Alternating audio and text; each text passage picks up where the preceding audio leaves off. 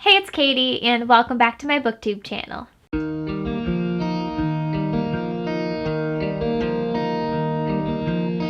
So for today's video, I'll be talking about my top 10 books that I've read so far this year, and it was so hard to narrow down to just 10, but I think I managed to pick the top 10. Also, some of these are series that I just put on one line. If I've read more than one book in one of my favorite series, I just put it all together because that would take up a lot of spaces if I made them all their own spot. Hopefully that made sense. You'll catch on when I get to those, but these are in no particular order. I just have them organized by the order that I read them in this year. So this first book I'm going to talk about is actually the very first book that I read this year, and that is Legendborn by Tracy Deonn. I actually read this as a library book and ended up buying my own physical copy because I wanted to reread it and I wanted to own it. That's how much I loved it, and I'm still surprised that the very first book I read in 2021 is one that has still stuck with me and is one of my favorites still to this day. I feel like this was a pretty popular book in the book community, but in case you don't know what it's about, this is a King Arthur retelling, and it follows a young girl named Bree, and after Bree's mother's death, she wants to get away from home, so she joins this residential program for high schoolers, and her first night on campus, she witnesses this magical attack, and there is a character who is a part of this magical secret society called Legendborn, and he tries to wipe the attack from Bree's mind and basically wipe her memory of everything that happened that night. But it ends up being that him doing that sparks this magic inside of her that she didn't even know existed. Bree then learns that there's more to her mother's death than what was on the police report, and she will do whatever it takes to figure it out, even if that means infiltrating the Legendborn secret society. She ends up recruiting Nick, who is a self-exiled Legendborn member, and together they try to join Legendborn and figure out what's going on. But then Legendborn reveals themselves as King Arthur's descendants, and Bree has to decide how far she's willing to go in order to learn the truth and if she's willing to join the fight along with these people. Also, I feel like all of these books in this video I've already talked about in my wrap-ups in previous months if you'd like to check out my thoughts then, and I should have Goodreads reviews for all of these books, which will be linked below. I have my Goodreads link below, so you can go ahead and check out all my reviews if you'd like to hear more of my thoughts, because it's definitely been a while since I've read these. If this is the first book I read this year, that was from January. My thoughts aren't super fresh anymore, but I do remember that I adored this book. I have never read a King Arthur retelling, and I thought that was so cool to see the parallels between them, and it was just so interesting to kind of learn about not only the secret society, but how they connected to King Arthur, and everything about that was just so captivating. I also really loved Bree, and I loved Nick and Sel. All of those characters were so amazing, and they jumped off the page, and I specifically loved Bree and Sel's relationship. Watching it develop was just so beautiful, and it ended up being really meaningful and breathtaking, and it really caught me off guard because I did not think that I was going to enjoy any of their scenes together, but I'm glad that my mind was definitely changed. I loved that this book had tones of grief and loyalty mixed with magic. It had the perfect balance of everything I loved. There was a great amount of action, there was romance, there's also a love triangle, but I feel like the love triangle was pretty well done, so I don't think it's a super cheesy love triangle, but I guess that's for you to decide. But I still recommend that you don't let that put you off from reading this book. I think it's definitely worth pushing through the love triangle for. And this book also touches on a lot of important issues, including race. So I think it was meaningful and impactful in that way as well. But I gave this one 5 stars, and I cannot wait to read the sequel. Up next, we have Kingdom of the Wicked by Carrie Maniscalco, and you have probably heard me talk about this book. I feel like I mention it all the time. It's one of my favorite books from this year, and also definitely one of my favorite books of all time. I have really fallen in love with Carrie Maniscalco's writing, and the way that she writes her characters and the world building in this book is just so amazing. And I also did a full review of this book on the channel, so hopefully I remember to link that below for you guys as well if you're interested. But for those of you that don't know and haven't heard me talk about this yet, this book follows twin witches Amelia and Victoria, and they live in secret among humans to avoid persecution. But one day, Victoria doesn't show up for dinner, so Amelia goes out searching for her and finds her desecrated body. And this kind of shoves Amelia onto this path for vengeance. And on this path, while she's trying to figure out what happened to her sister, she ends up bumping into Wrath, who is one of the wicked princes of hell, and he is somebody that Amelia and her sister Victoria have been warned against throughout her entire life. Her grandmother has always told them to stay away from any of the wicked princes of hell, but Wrath is there, and he's telling Amelia that he wants to find out who killed her sister just as badly as she does, but she's really not sure if she can trust him. This book is so good. Like, I cannot put into words how much I adore this book. And I feel like this is like the perfect fall or wintry read. If you're looking for a fantasy romance with like dark elements, this is definitely one I would recommend to you guys. Just the entire concept of this book is so creative.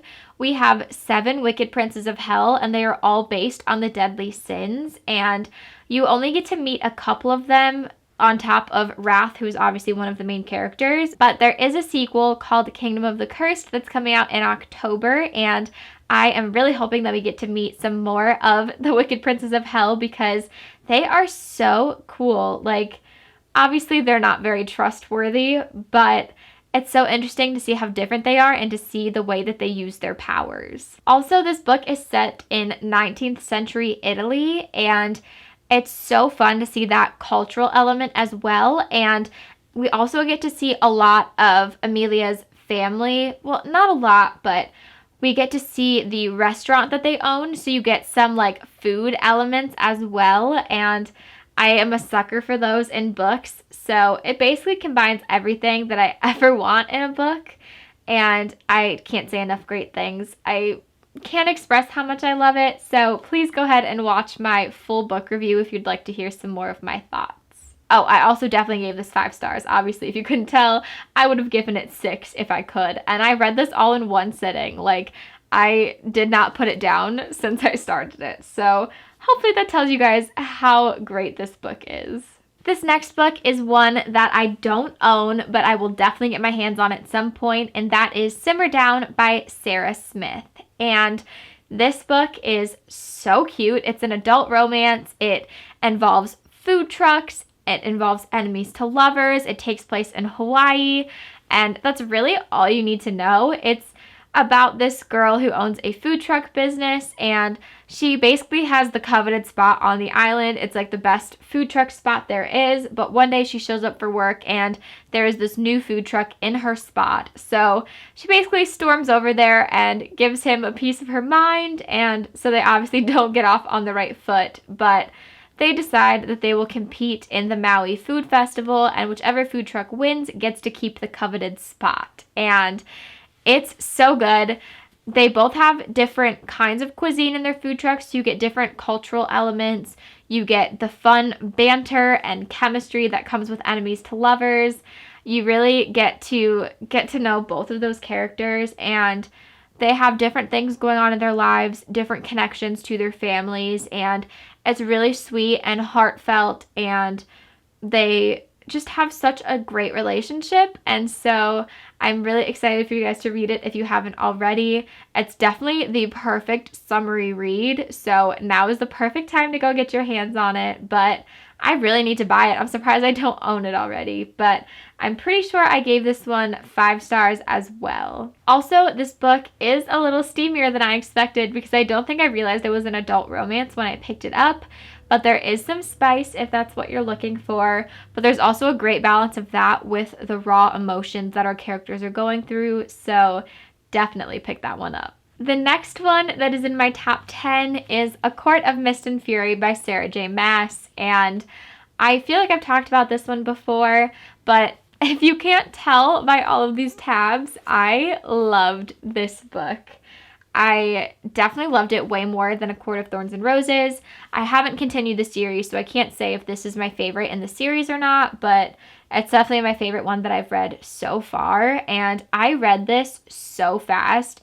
At the time, it was one of the longest books I'd ever read, and I literally binged it in like 24 hours, maybe a little bit more than 24 hours, but it definitely went super fast. And obviously, I can't tell you the summary for this book because it will spoil parts of ACOTAR, but I'm sure you've heard about this series. It's literally everywhere, and it took me so long to start because I felt like it was too hyped up and I didn't really want to join in with all of that, but I finally started it, and I'm so glad that I did because I loved this book. I was trying to look at all the notes that I had written down in my reading journal for this book, but I'm pretty sure most of them are spoilers, so I can't really tell you why I loved this book so much, but I feel like most of you have read it. So if you know, you know, and as you can tell, I bookmarked a lot, and I don't really annotate too well. It's nothing too crazy. I just use like one color and I bookmark all my favorite quotes or scenes that I want to flip back to or anything that's like important to the plot that I might need to look back at to kind of refresh my mind. So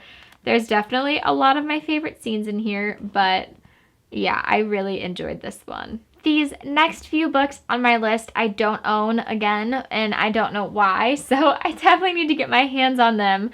But this next one is Well Met by Jen DeLuca, and actually also Well Played by Jen DeLuca. I read them relatively close together, and I am obsessed, and I cannot wait for the third book, which is called Well Matched. That's coming out in September or sometime later this year, and I need to get my hands on that one as well. But basically, all you need to know about these books are that they take place at a Renaissance fair during the summer, and the first book, Well Met, follows this girl. I cannot remember characters' names right now, but it follows this girl who moves home to help take care of her niece, and she basically has to go volunteer at this Renaissance fair because her niece really wants to participate, but there needs to be like an adult that does it as well.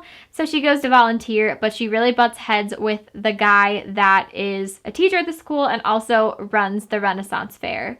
And it's really interesting. I've never read a book about a Renaissance fair. I've never been to a Renaissance fair. So it was definitely a world that I didn't really know what to expect, but it is so fun. It's such a great summery read, and it definitely makes me want to go to a Renaissance fair.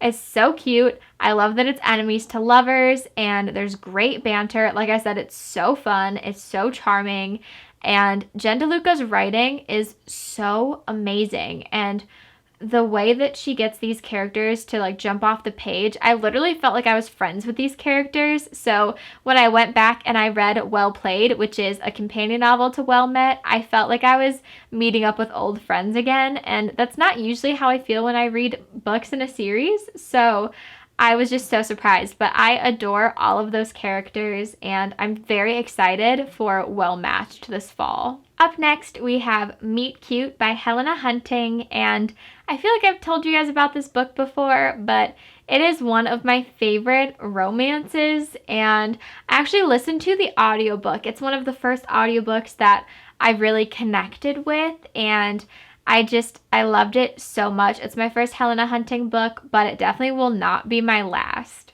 Basically, our main character bumps into this guy who is an actor in one of her favorite TV shows, and they bump into each other on a college campus, and they both end up going there, and they're kind of frenemies. They're in the same like law classes, and they definitely communicate, but it's like they're friends, but then at the end, they do not end as friends. There's definitely some kind of falling out that they have at the end of their college career, and so our main character has basically bad feelings toward him. I don't really know how to word it. That's not really a good example. She doesn't really have fond memories of him. Let's put it that way. But one day he walks into her office because he needs help with his sister. He now has to take care of her after their parents passed away. And so our main character feels really bad for him and decides to help him out. And you basically get to see him figure out how to be a parent figure to his little sister, and you get to see the two of them reconnect and kind of rekindle whatever relationship they may have had in college. And it's so sweet. It's so sad. Like, there's so many sad parts to it, but there's also so many happy moments, and it's so sweet, and it's so awkward and funny at other moments. It's like an emotional roller coaster, but it's one that I didn't realize I needed, and it for some reason really hit home, and it's just so cute. I don't hear a lot of people talking about this one, but I feel like it's definitely underrated. Since it is an adult romance, there's also some spice. So this book literally made me laugh, cry, blush, like everything that you could want. This book made me do. I also gave this book 5 stars, and I don't think I mentioned it for Well Played and Well Met, but I also gave those 5 stars. I'm just not going to mention my rating because I'm pretty sure I gave all these books 5 stars. So obviously I really enjoyed them, but let's move on to the next one. And the next one is A Cuban Girl's Guide to Tea and Tomorrow by Laura Taylor Namey. This book follows Leela, who has her life kind of planned out into 3 steps. She plans on taking over head baker from her abuela. She plans on moving in with her best friend after graduation and living happily ever after with her boyfriend. But all of a sudden, the trifecta happens, and all 3 of these plans come crashing down, and her parents are really worried about her mental health, so they send her to stay with family in England. And while she's there, she bumps into Orion, who works for this tea shop, and he basically decides to be her tour guide and to show her all England has to offer. And this is just such a charming, adorable book. I still cannot stop smiling thinking about it. It's definitely one of my comfort reads, and I really need to buy this book so I can reread it already because it's so sweet. I feel like it's such a great spring summer vibe. It's just, I can't even put into words how adorable and heartwarming and heartfelt this book is. It's so wholesome. I feel like that's a great word to describe it. It's just very wholesome. And also our main character, because she did want to take over a head baker, there's a lot of baking in this book. Also, she is Cuban American, so a lot of Cuban cuisine and culture is also seen throughout it, and I loved that element as well. And Leela and Orion just have such a cute relationship. They really help each other work through their past, and they're both dealing with some pretty, I wouldn't say horrible, but some pretty sad, heart-wrenching things. And so to see them work through their past together and to be there to comfort each other is just really, really sweet. And if you haven't read this one, I highly recommend you do. I think it came out fairly recently, so definitely give that one a shot. My next favorite book was Daughter of the Pirate King by Trisha Levenseller, and this book made me fall in love with Trisha Levenseller's writing, and since then I've read a couple more and I loved those as well. So if you haven't read any of Trisha Levenseller's work, I highly suggest that you give it a chance. It's so amazing. It's so captivating. She writes such fun characters. The world building is great, and just all of her characters jump off the page, but she especially writes really great heroines, and if you're looking for some strong female characters, I recommend that you check out some of her books. But this one specifically deals with pirates, obviously, and it's also my first nautical book that I read, which was really cool. This book follows 17-year-old pirate captain Alosa, and she is sent on this mission to retrieve an ancient map, and so she intentionally gets captured by enemy pirates so that while they're sleeping, she can search their ship. And obviously, she is very confident in her abilities if she gets captured intentionally, but there is one thing standing in her way, and that is first mate Ryden. This book was definitely a journey, but like I said earlier, there's so many amazing things about it, and I already want to reread it. I ran out and I got the sequel, Daughter of the Siren Queen, that's what it's called. I went out and got the sequel very soon after reading this one because I am obsessed, and Trisha Levenseller is one of my favorite authors of all time.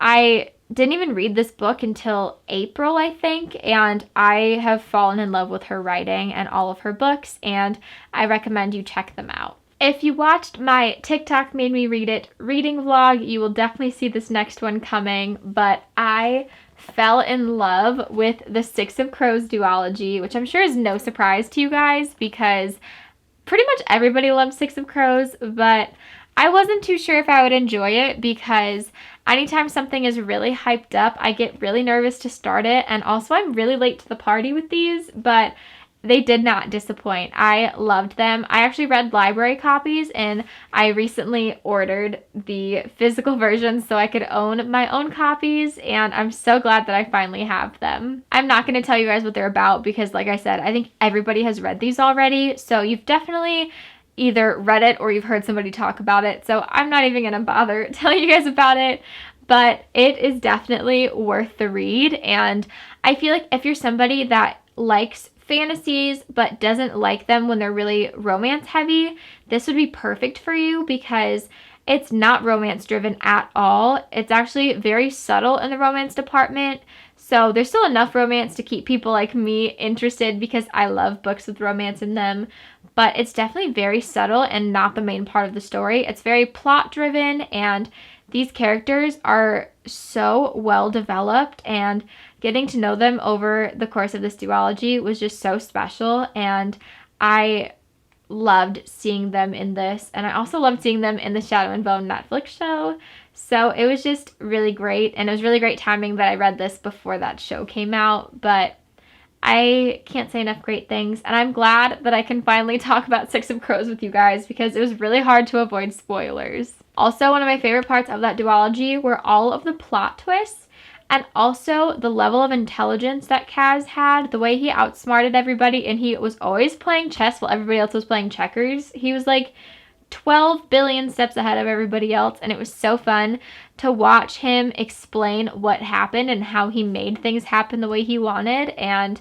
that was definitely my favorite part of this duology aside from the amazing characters. And last but not least, we have the Crave series by Tracy Wolff, and I read Crave in April for my reading vlog as well, the one that I've mentioned. Hopefully I remember to link that below for you guys, but I wasn't sure if I would like this because basically this is a book about a girl who goes off to this academy after her parents die, and she's staying there with her uncle and her cousin, and while she's there she meets a bunch of people that are kind of not suspicious, but she doesn't realize at the time that they're actual supernatural creatures, and she does not know anything about supernatural creatures, and so it really catches her off guard when she learns all about that. And I really just thought that this would be a lot like Twilight, which there's nothing wrong with Twilight. I loved Twilight growing up, but I just feel like I wouldn't really enjoy that series now if I read it, so I wasn't really sure if I would enjoy this. And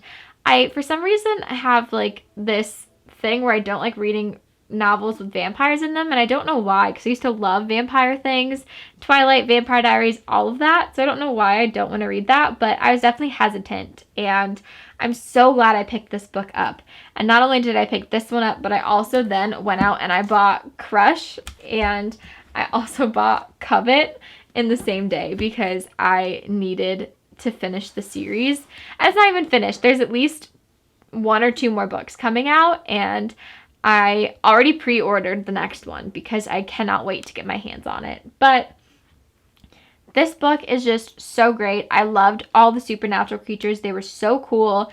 And it was done in a way that it was kind of like everything that's nostalgic about Twilight and all of those like older YA books, but it's also done in like a humorous way, like not really like it was making fun of itself, but it kind of was at the same time. There was such a great level of humor in this series, and it definitely builds with intensity as the series goes on, so it's not just like, you know, a fluffy book that kind of makes fun of everything.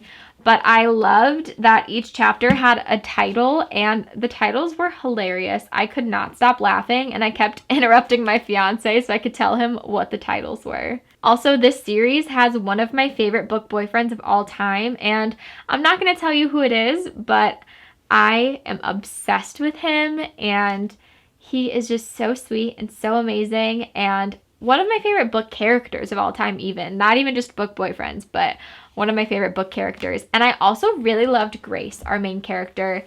She is so sweet and compassionate, and even though she is not a supernatural creature herself and she didn't know they existed, there's so, I don't know, she's just so compassionate and so sweet, and she's badass in her own way. And watching her figure out who she is through the other books in the series, it was just really great to see, and watching her grow into who she is and figure out her abilities and all of that, really cool. And I don't know, I just can't explain it. I'm trying to explain it without spoiling it for you guys, but I'm just going to stop myself here because I could probably go on for a really long time. But I highly recommend that series. I highly recommend all of these books in this video. Obviously, they're all my favorites. They all got 5 stars, and I'm excited to see which ones stick around through the end of the year and which ones are still on my favorites list. But I really hope that I gave you guys some recommendations, and if you did enjoy any of these books, please let me know either down below in the comments or on TikTok, Instagram, anything I have linked below. Goodreads, I would just love to talk to you guys about them. I could go on and on. So I will say goodbye. See you in my next video. Please subscribe to my channel, like this video. I'm a mess right now because I'm just fangirling over these books. But thank you guys for watching. I can't wait to see you in my next video.